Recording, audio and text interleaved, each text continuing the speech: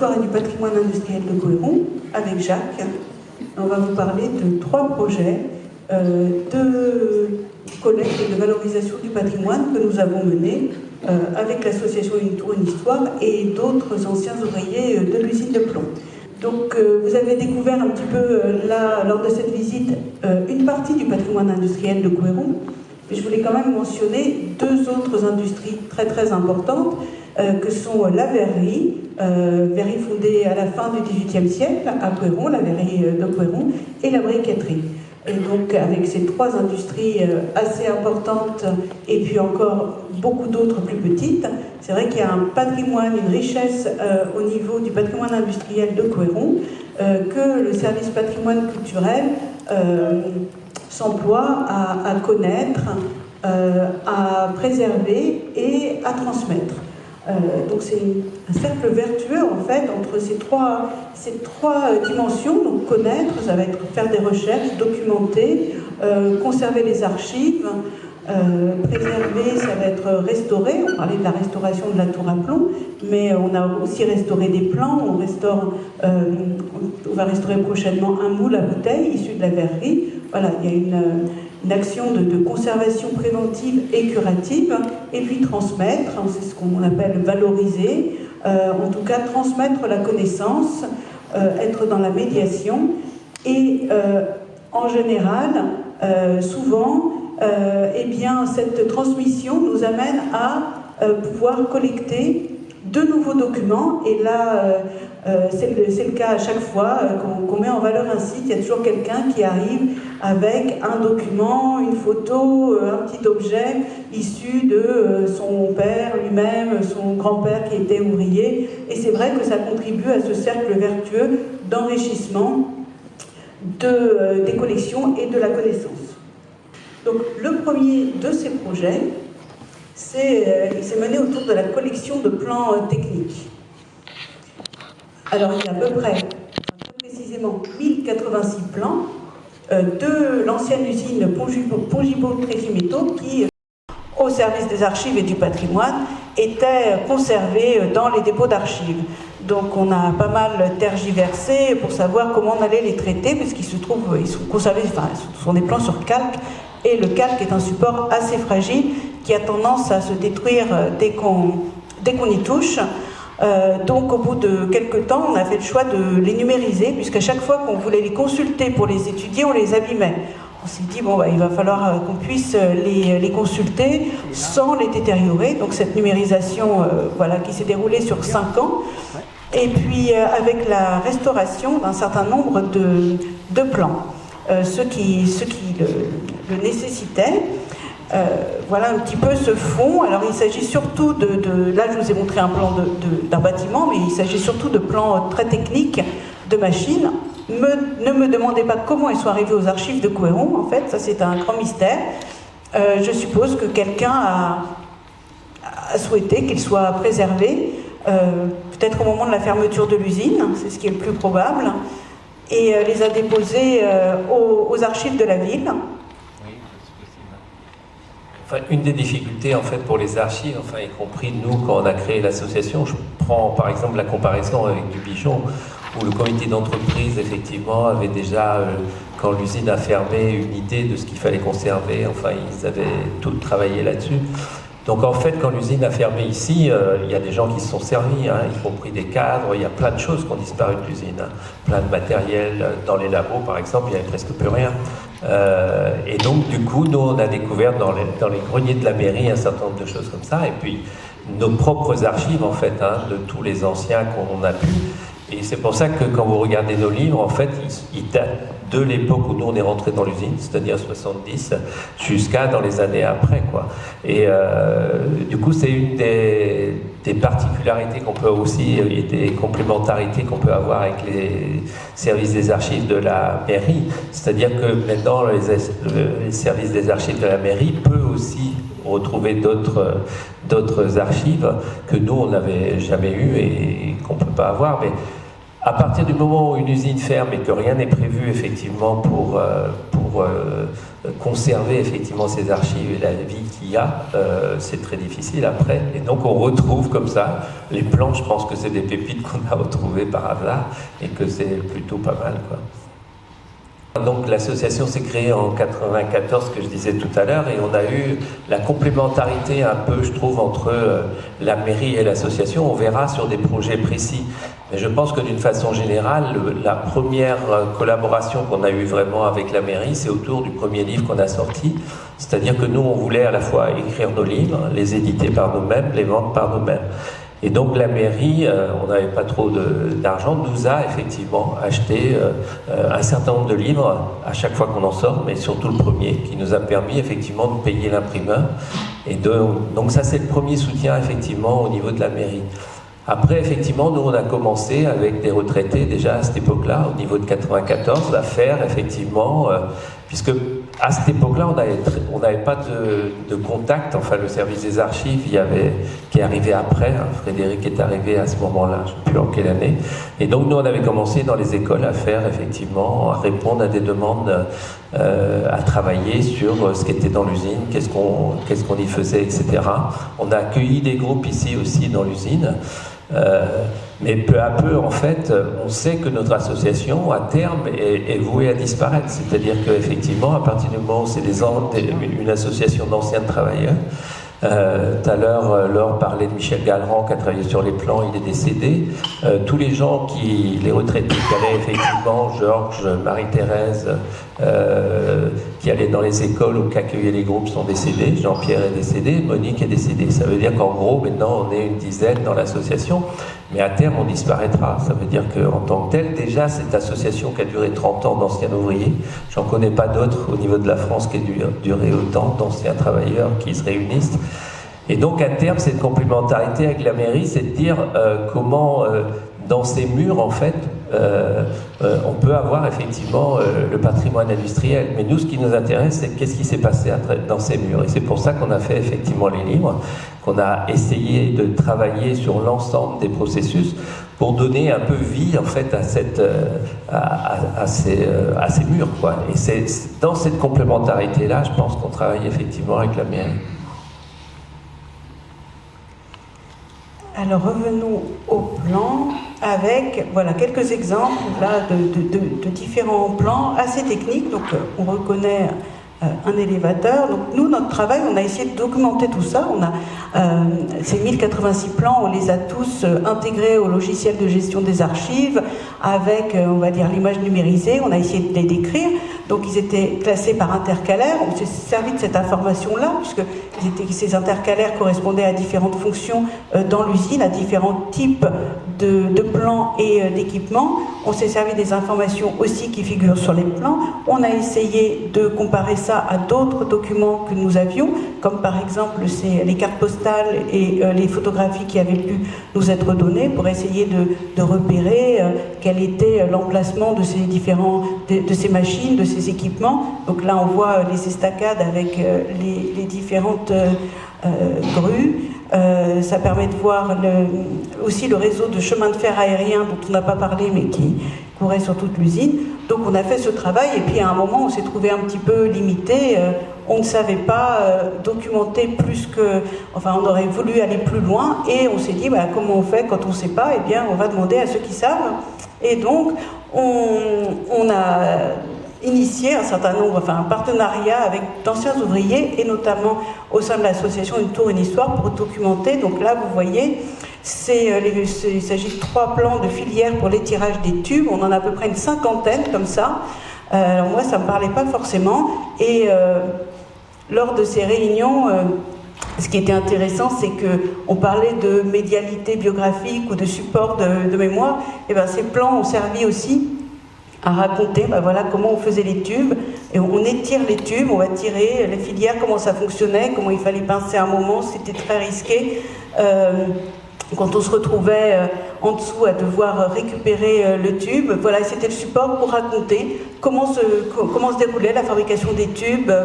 Et On a enregistré tout ça, on a retranscrit, et ça va nous servir à enrichir la description et l'analyse archivistique de tous ces plans. Et donc, ce que dit un peu Laure, hein, c'est, je pense qu'en plus des gens de l'association du Tour Une Histoire, il y a des anciens ouvriers qui ne viennent pas dans l'association pour des raisons diverses et variées, et qui, dans ces cas-là, peuvent effectivement participer quand même avec la mairie au travail effectivement de mémoire. Quand on parlait de Michel Gallerand tout à l'heure, qui travaillait dans le même atelier que moi, mais qui ne voulait pas venir dans l'association, au moins il participait, puisque on va dire que la mairie est plus un lieu neutre, on va dire, pour travailler, et ce qui fait que ça peut élargir aussi la mémoire effectivement par rapport à cette unité. Donc on s'est retrouvés pour quelques petites soirées plans, 6 ou 7, je ne sais plus, voilà, on projetait les plans et puis chacun expliquait, et puis ça allait bien au-delà du simple plan, et voilà, ça nous a permis vraiment de documenter, de mieux comprendre comment on fabriquait les tubes, les plaques, les plateaux à Couëron, avec un petit écueil, mais bon, les plans, ils vont de la fin du 19e siècle jusqu'aux années 50 à peu près, et la plupart des anciens avaient travaillé, donc Michel Gallerand était rentré en 53, mais en fait, vous connaissez plus les années 70-80, mais bon, certains ateliers se sont poursuivis, certaines techniques étaient toujours les mêmes, et certains plans, par contre, ben voilà, on séchait. Mais voilà, c'est le jeu. D'où l'importance de s'y prendre à temps, hein, quand il y a encore des personnes pour raconter ces histoires-là. Encore, Michel était chaudronnier, donc il pouvait se déplacer dans toute l'usine, puisqu'en fait c'était l'atelier d'entretien. Donc il réparait effectivement l'ensemble des machines, et donc il avait une connaissance beaucoup plus grande que quelqu'un qui va travailler dans l'atelier Monet et qui va jamais bouger de l'atelier Monet pendant toute sa carrière professionnelle. Donc voilà. Et Michel était fils d'un contremaître, donc il avait eu par son père aussi la transmission d'une histoire et d'une histoire antérieure depuis les années 30. Alors quand on a fini les 1086 plans, eh bien on en voulait encore. Alors on a pris les photos et on a passé en revue toutes ces photos dont je vous parlais des années 70, et on a continué ce même travail de description, voilà, des femmes qui travaillent à l'atelier de la Monnaie, qui trient et qui doivent avoir des gants qu'elles enlevaient parce que c'était pas pratique, et puis avec un regard toujours très concentré et une grande fatigue, et voilà, ça permettait de raconter. Monique avait travaillé à l'atelier de la Monnaie, voilà, on avait des témoignages de première main pour documenter un petit peu tout ce travail et ce savoir-faire. Et puis, ce qui se produit toujours, donc Michel, à la fin de toutes ces sessions, nous a amené une petite boîte de gâteaux. Alors, on ne s'est pas avisé les manger, puisque, voilà, il nous a amené ce qu'il avait chez lui, les petites boîtes de plomb de chasse, une boîte, on va dire, publicitaire, et puis différents produits ou sous-produits ou déchets qui venaient de l'usine. Et là, c'était reparti pour un tour. Eh bien, on s'est revus pour décrire et qui nous explique un petit peu à quoi correspondaient tous ces objets. Voilà, donc c'est un enrichissement. On avait pour objectif de documenter les plans et on a enrichi nos collections et notre connaissance. Un autre projet qu'on a mené aussi ensemble en partie, c'est autour de l'exposition des machines, des femmes et des hommes, une histoire sensible. Donc c'était à la suite de tout ce travail sur les plans, sur tous les documents que pouvait détenir l'association et puis et la ville. Donc mettre en valeur l'histoire de l'usine depuis sa création jusqu'à sa fermeture. Et on s'est basé beaucoup sur les témoignages que vous aviez collectés dans le cadre de votre association. Oui, parce qu'en fait, l'exposition que proposait Laure, c'était à partir, comment on voit l'usine aussi à partir des 5 sens. Et je dois dire que jusqu'à présent, à chaque fois qu'on avait travaillé sur un ouvrage, jamais on s'était posé cette question-là, c'est-à-dire les odeurs, les bruits, etc. Donc avec la façon dont on travaillait souvent, c'était Patrick et Loïc qui étaient les deux sociologues, du coup nous mettaient autour de la table et puis voilà, on nous interrogeait. Et c'est vrai qu'en fait, dans l'association, on a à peu près tous les ateliers. En fait, on a un ancien de la fonderie, des laminoirs. On a aussi l'ancienne secrétaire du directeur, l'ancienne secrétaire du chef du personnel. Et donc, on a fait, y compris les bureaux, etc. Et donc du coup, c'est à partir de là, en fait, c'était une vision un peu nouvelle qu'on avait effectivement de l'usine, et c'était ça qui nous intéressait. Donc a permis effectivement de faire l'exposition au niveau de la ville. Mais le dernier ouvrage que nous on a fait, c'est sur le parcours en fait de 15 personnes dans l'usine, auquel on avait effectivement fait des entretiens, mais on a aussi réutilisé une partie de ces entretiens dans les parcours des gens, c'est-à-dire au moins Monique, quand elle raconte comment elle arrive à la Monnaie, enfin comment le soleil empêche de voir les flancs monétaires parce qu'il n'y a pas de rideau en haut, etc. C'est des choses que jamais on avait abordées au niveau de l'association jusque-là, quoi. À part sur les conditions de travail, mais pas du tout de cette façon-là. Et Monique raconte comment elle rentre dans l'usine, quelle odeur elle a. La première fois qu'elle est arrivée, elle avait l'impression de se trouver dans une chapelle. En fait, c'était assez nouveau pour nous, en fait. En fait, c'est toi qui m'avais donné l'idée, parce que je t'avais interrogé et tu m'avais dit, même les yeux fermés, on pouvait savoir dans quel atelier on était. Et ça, je me suis dit, ah ben voilà, il y a une atmosphère, des odeurs, un bruit particulier. Et en tirant ce fil, je me suis dit, je vais voir où ça peut me mener, et, à travers des témoignages, en fait, même si les témoignages n'avaient pas pour but de faire émerger cette sensibilité, eh bien, ça transparaissait, et même pour les périodes antérieures, au travers des archives, puisqu'on a beaucoup de documents d'archives. Alors j'ai tout relu, re-relu, en me disant, et puis je remplissais les cases, sentir, voir, toucher, et puis finalement, ça s'est avéré assez riche. Et il y a une dimension qu'on a rajoutée au-delà des 5 sens, c'est celle du temps, puisque c'est une dimension sensible, très importante dans le travail à l'usine. Et ce qui est intéressant en fait dans ma collaboration du coup, c'est que quand l'expo a été présentée ici, nous on s'est un peu mobilisés en fait, et pendant toute l'expo on a été présents en fait, et donc je me rappelle qu'on a accueilli des classes effectivement de collège, de lycée, et donc on a eu après effectivement des contacts avec les professeurs de lycée, et c'est vrai que c'est la différence effectivement entre une expo qu'ils auraient pu voir et effectivement discuter avec des ouvriers ou des ouvrières qui ont travaillé dans l'usine, ça les rendait plus sensibles effectivement à ce qu'ils regardaient, quoi. Bien, sur les photos que j'ai mises là, on voit les têtes blanches et les têtes brunes. Les étudiants du lycée sont venus visiter l'expo. On avait fait la médiation pendant les journées du patrimoine et pendant l'accueil des classes ensemble. Et c'est vrai que c'était un moment particulièrement riche. Voilà, d'échange de votre expérience, de leur sensibilité et voilà, comprendre aussi eux quel parcours, d'essayer de définir quel parcours ils voulaient avoir aussi, est-ce que c'était l'engagement, parce que ça c'était important aussi, vous aviez été engagé dans l'usine, engagé dans l'association, et cette notion d'engagement c'était aussi quelque chose d'important à transmettre. Et puis on nous a aussi amené, je vais passer assez vite, une photographie. Voilà, à chaque fois ça permet d'enrichir les collections. Et pour quand même vous dire un mot de la tour à plomb, du projet, là c'est vraiment le gros projet du moment, la restauration et la valorisation de la tour à plomb. La restauration, donc il s'agit de vraiment faire le minimum pour maintenir la tour, puisque voilà, c'est une vieille dame, hein, elle a été construite en 1877. Donc il y a les architectes d'Antac, Madame Chupin, qui intervient pour restaurer. Alors d'abord, on est encore à la phase du diagnostic, hein, parce que c'est assez complexe de diagnostiquer la tour. Elle est polluée, elle est haute, on ne peut pas y accéder facilement. Donc c'est déjà un challenge. Donc elle est en train de le mener.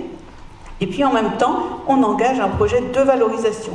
La restauration, c'est sur le bâtiment, l'édifice construit, et la valorisation, elle a pour but en fait, on travaille à la fois sur le bâti, le symbole, l'histoire, et l'idée de valoriser cette tour, on va valoriser en tout cas, la transformer en un support de la connaissance et de la transmission.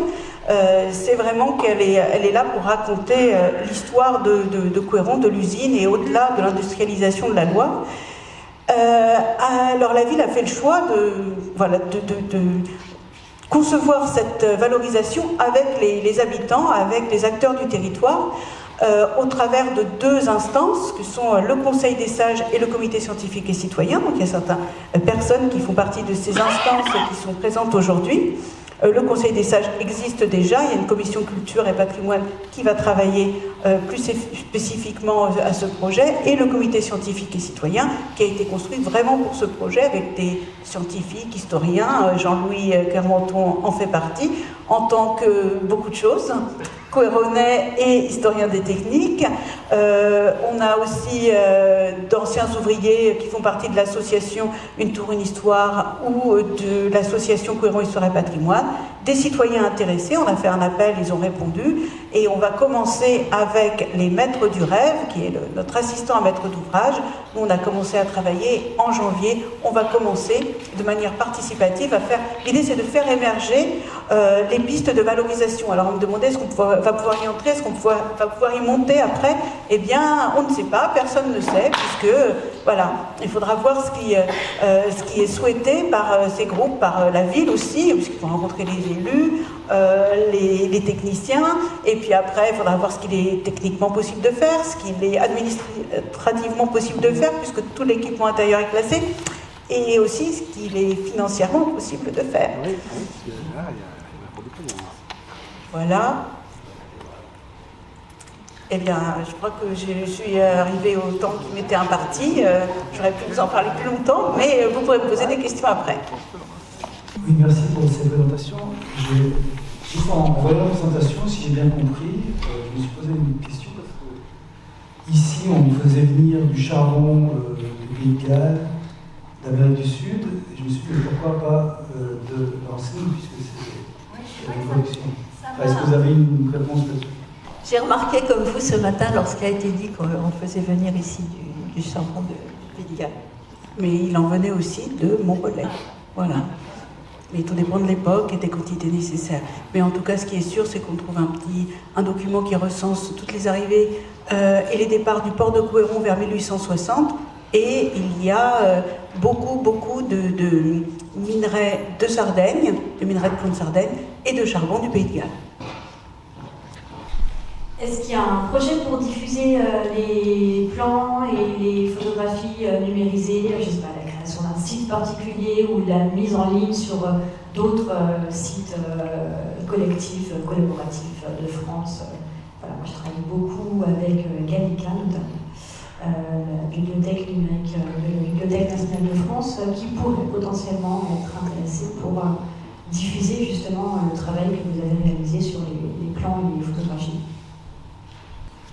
Alors Gallica, c'est plutôt pour les bibliothèques. Là, il s'agit du réseau des archives, donc par les archives nationales, le service interministériel des archives de France. Il y a des plateformes qui recensent tous les sites d'archives, des archives des collectivités.